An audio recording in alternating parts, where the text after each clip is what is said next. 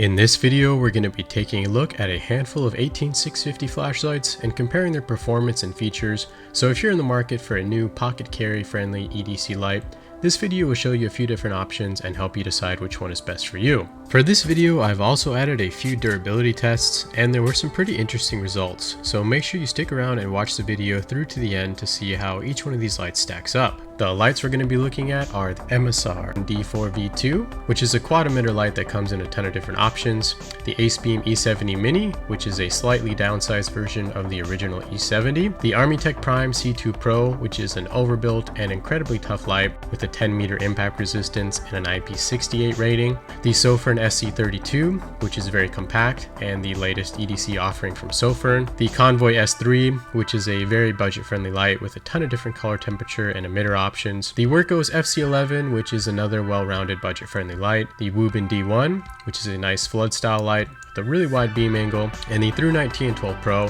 which is technically more of a tactical light, but it's still relatively compact and suitable for pocket carry. We're going to start off with some beam shots so you can see how each of these lights performs. This version of the Noctagon D4V2 has 4 Nichia 219B emitters and a max output of about 3000 lumens. It has a 3500K color temperature, and this is one of the warmest lights in the lineup, but there are an overwhelming amount of different emitter options and tint options available on their website. Right out of the gates, the high output is definitely pretty remarkable, and it's easy to come to the conclusion that you can never have too many emitters. The hotspot is very wide, and this is going to be a good light for short to mid-range use, but it's not going to be too useful past 100 meters or so. Anyways, I really like the warmer color temperature, and it's very nice to look at and walk with, and this light has a huge community of supporters behind it, and it's easy to see why. You can pick up this light for about $66, not including the battery or a charger, but you do get an excellent performing light that's extremely bright and has a really nice set of emitters for the price, and this is definitely one of the nicest all-around lights in my collection. If you want something with a higher output, you can go with the Cree XPL HI, or if you want something that's a bit throwier in a nice color temperature, go with the SST20 in 4000K. The ACEBEAM E70 Mini has TIR optics and 3 Nichia 519A emitters, which have a neutral 5000K color temperature and a CRI that's greater than 90, and a max output of 2000 lumens, and a max throw distance of 153 meters with a peak intensity of 5875 candela. This light has a relatively wide hotspot and beam angle, but it actually throws surprisingly well, and seems to be one of the most evenly balanced lights in the lineup. The E70 Mini is pretty well suited for walking around with, and this is another higher end light, and it's available for about $69.95, but the build quality is fantastic, and it has some really nice design elements which we'll touch on shortly. The ArmyTek Prime C2 Pro has a Cree XHP 50.2 emitter and a TAR lens with a bead surface, and this version here has a warm color temperature with a max output of 2230 lumens and a max throw distance of 121 meters, but you can also pick it up in a white version that will have a slightly higher lumen output. You're going to be hard pressed to find a wider flood angle light than this one, and as you can see, it produces a fantastic and smooth beam that excels at close range use, and it will pretty much evenly illuminate everything it's generally pointed towards within range. This is definitely a fantastic option if you want something to walk on a trail with, but it is the most expensive light in the lineup, coming in at about $85, but there is a coupon code down in the description which will save you a few bucks, and if you want a light that's overbuilt and meant to withstand harsh environments and be really useful as a tool, this is an excellent option.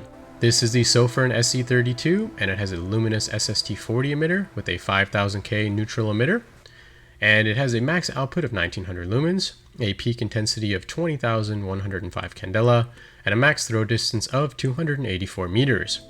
The hotspot is much tighter than the lights we've seen so far, and it's definitely one of the better options if you want something with further range capability, and it's really interesting because this light is really compact, and it's all made possible with the TIR optics.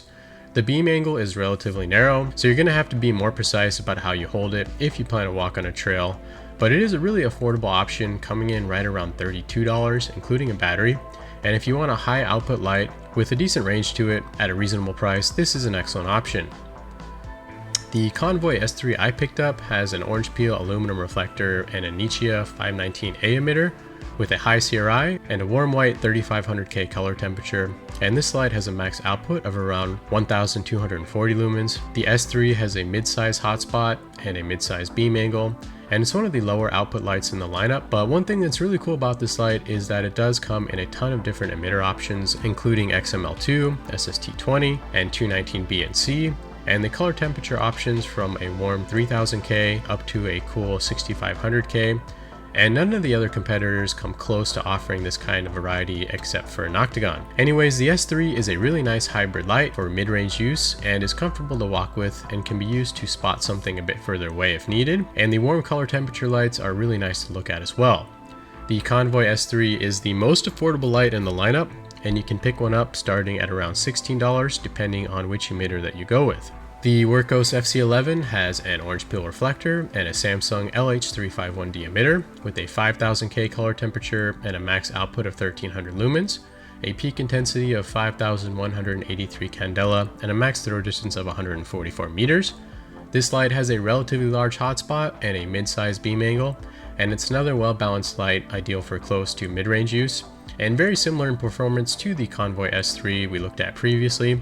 And this is a good option if you don't need something with a lot of lumens. This light has been on the market for quite a while now, and you might remember this one from an 18650 EDC light comparison video that I did about a year ago. And this light has definitely been a go-to beater light for me, and it's another budget-friendly light available for around $32 on Amazon. And it's really a light that gets a lot of use from me and has held up really well, and I can definitely recommend this one. The Wuben D1 also has TIR optics and a Cree XPL HI emitter with a 6500K color temperature and a max output of 1100 lumens, a peak intensity of 4300 candela, and a max throw distance of 130 meters.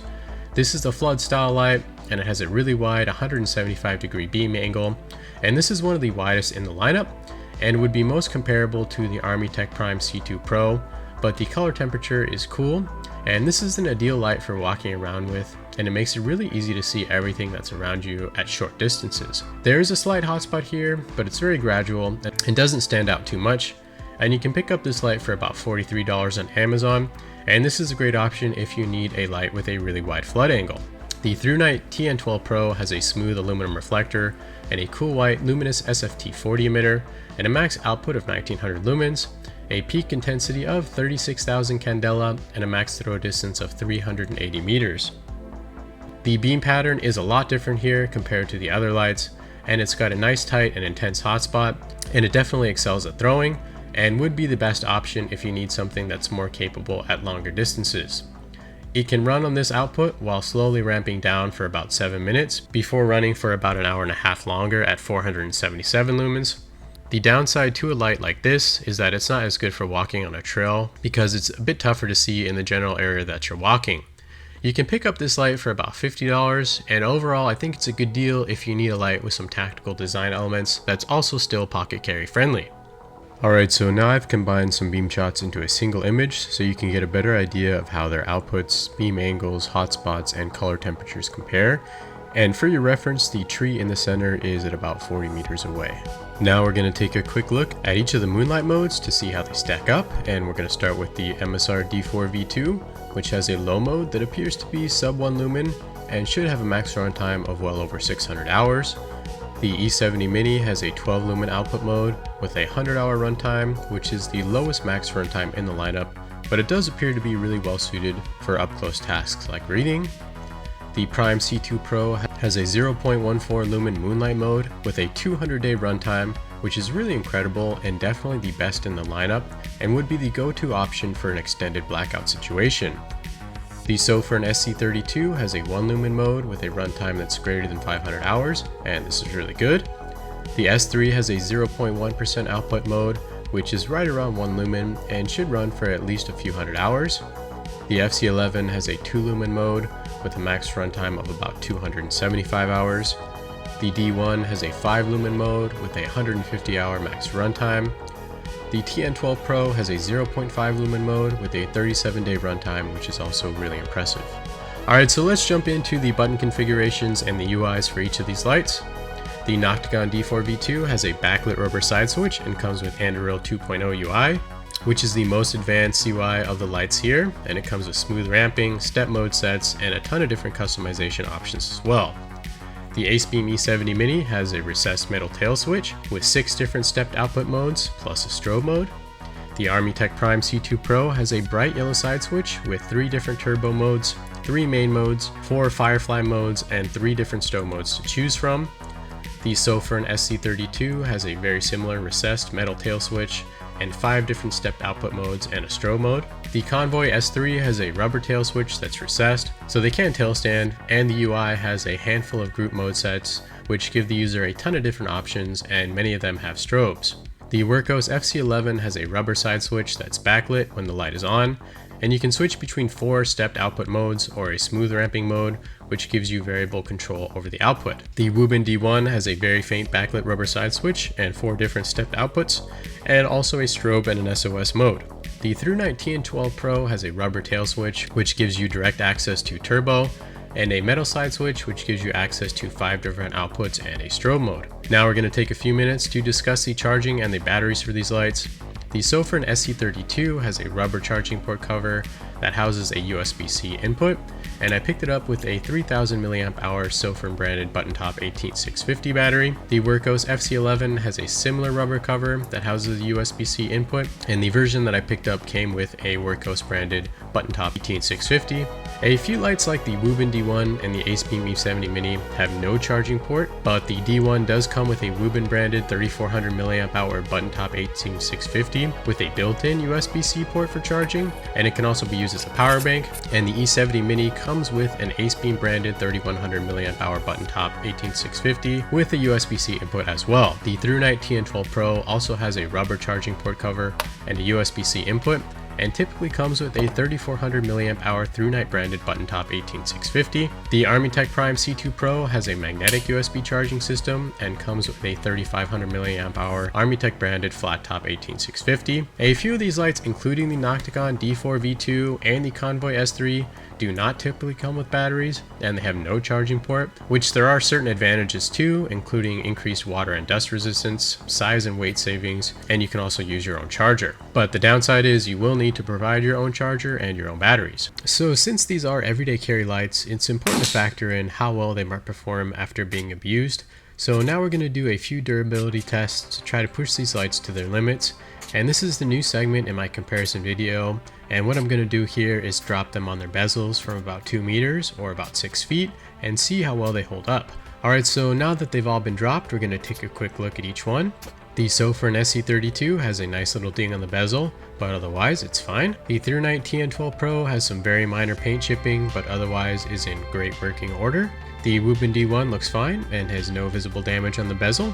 The Wurkkos FC11 looks great too and has no issues. Now there were some issues here with the D4V2, and if you look closely, there's a nice dent in the bezel, and it actually cracked the lens pretty badly. Real quick, if you're enjoying this segment and want to see me destroy more lights in the future, be sure to smash the like button and subscribe to the channel if you haven't already. Good news is that the light still turns on and is still usable, but it's pretty disappointing. The Convoy S3 also held up well and there's no visible damage.